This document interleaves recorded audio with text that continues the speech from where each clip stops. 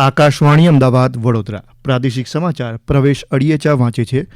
કેન્દ્રીય ગૃહ અને સહકાર મંત્રી અમિત શાહે ગુજરાત વેપાર અને ઉદ્યોગ મહામંડળ GCCIને રાજ્યના વિકાસ સાથે જોડાવા માટેનું આયોજન કરવા જણાવ્યું છે. અમદાવાદના GCCI દ્વારા સાયન્સ સિટી ખાતે યોજાયેલા ગેટ 2025 એક્સપો કાર્યક્રમમાં ઓનલાઈન માધ્યમથી ઉપસ્થિત રહેલા શ્રી શાહે આ મુજબ જણાવ્યું હતું. તેમણે GCCIને આગામી 25 વર્ષના આયોજનની તૈયારી કરવા તેમજ સૂક્ષ્મ લઘુ અને મધ્યમ ઉદ્યોગ MSME ક્ષેત્રને આગળ વધારવા પ્રયાસ કરવા કહ્યું હતું. ગુજરાતના લઘુ ઉદ્યોગો ન કેવલ ગુજરાત દેશના ઔદ્યોગિક વિકાસને ખૂબ સારું પરિણામ આપ્યું. Gujarat chamber of commerce and ઇન્ડસ્ટ્રીએ લઘુ ઉદ્યોગોની આ પરંપરાને સ્ટાર્ટઅપ સાથે જોડી આધુનિક બનાવી આપણા યુવાનો માટે એક સક્ષમ તંત્ર ઉપલબ્ધ કરાવવું જોઈએ અને એના માટે સરકાર અને લઘુ ઉદ્યોગ નાખવા માટે તૈયાર યુવાન સાહસિક બેની વચ્ચે કડી બનવાની એક સ્થાયી તંત્ર Gujarat chamber of commerce and ઇન્ડસ્ટ્રીએ બનવું જોઈએ. આ પ્રસંગે ઉપસ્થિત મુખ્યમંત્રી ભૂપેન્દ્ર પટેલે સેમિકન્ડક્ટર ક્ષેત્રમાં ભારત પહેલો ક્રમાંક પ્રાપ્ત કરશે તેવો વિશ્વાસ વ્યક્ત કર્યો હતો. દરમિયાન તેમણે યુવા સ્ટાર્ટઅપ અને આંત્રપ્રિન્યોર માટે મોટા ઉદ્યોગો લીડ કરે તેવી અપીલ કરી હતી. મુખ્યમંત્રી ભૂપેન્દ્ર પટેલ અને આયુષ મંત્રાલયના કેન્દ્રીય રાજ્યમંત્રી પ્રતાપરાવ જાધવની ઉપસ્થિતિમાં આજે ગાંધીનગર ખાતે હોમિયોપેથિક સંમેલનનું ઉદ્ઘાટન કરાયું. આ સંમેલનમાં વિશ્વના 10,000થી વધુ પ્રતિનિધિઓએ ભાગ લઈ રહ્યા છે. આ સંમેલનનું આયોજન central council four research in homeopathy, national commission four homeopathy અને નેશનલ ઇન્સ્ટિટ્યૂટ ઓફ હોમિયોપેથી દ્વારા સંયુક્ત રીતે કરાયું છે. સુરતના કાપોદ્રામાં રત્ન કલાકારોને ઝેરી દવાની અસર થતાં હોસ્પિટલમાં દાખલ કરાયેલા તમામ લોકોની તબિયત સુધારા પર છે. દવાની વધુ અસર થાય તે પહેલાં જ તેઓની સારવાર શરૂ કરી દેવાઈ હતી. આ અંગે હોસ્પિટલના ડૉક્ટર પરેશ પાગડાલે જણાવ્યું કે હવે રત્ન કલાકારોની તપાસ કરીને ડિસ્ચાર્જ કરવાની કામગીરી હાથ ધરાશે. અરવલ્લી જિલ્લામાં હીટવેવથી બચવા જરૂરી વ્યવસ્થાઓ કરવા જિલ્લા કલેક્ટરની અધ્યક્ષતામાં બેઠક યોજાઈ, જેમાં પાણીની વ્યવસ્થા અને જાગૃતિ અભિયાનો ચલાવવા પણ તાકીદ કરવામાં આવી હતી. સાંભળીએ એક અહેવાલ.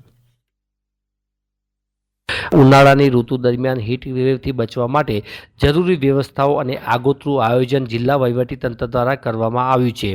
ખાસ કરીને મહિલાઓ, બાળકો અને વરિષ્ઠ નાગરિકો જેવા સંવેદનશીલ સમૂહ માટે વિશેષ સૂચનાઓ અને વ્યવસ્થાઓ કરવા પર ભાર મૂકવામાં આવ્યો હતો. ગરમીથી બચવા માટે પાણીની વ્યવસ્થા, ઠંડક પૂરી પાડતી સુવિધાઓ અને જાગૃતિ અભિયાનો ચલાવવા માટે અધિકારીઓને તાકીદ કરવામાં આવી હતી. સરેરાશ ગરમીનો પારો 41થી 43 ડિગ્રી સુધી પહોંચી ગયો છે. અરવલ્લીથી અંકિત ચૌહાણ, આકાશવાણી.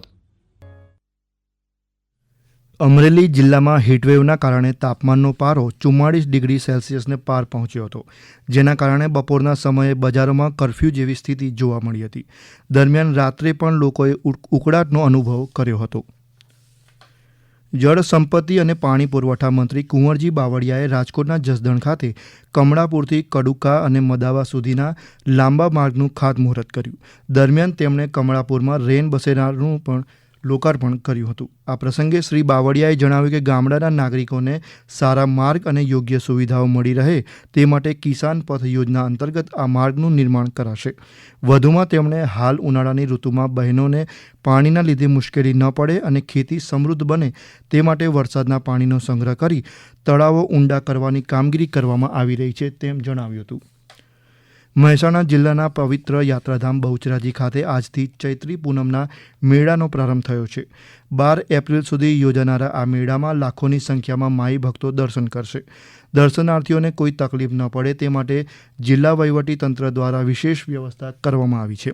50થી વધુ CCTV કેમેરા લગાવવામાં આવ્યા છે, જ્યારે કાયદો અને વ્યવસ્થાની જાળવણી માટે 7 police inspector, 16 police sub inspector સહિત 611 પોલીસ જવાનોનો બંદોબસ્ત ગોઠવાયો છે.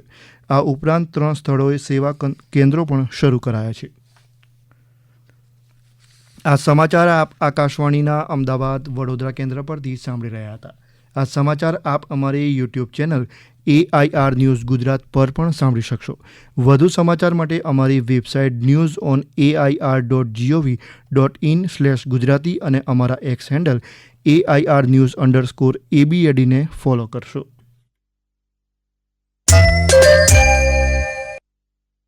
આ સાથે જ આકાશવાણીના અમદાવાદ વડોદરા કેન્દ્ર પરથી પ્રાદેશિક સમાચાર પૂરા થયા.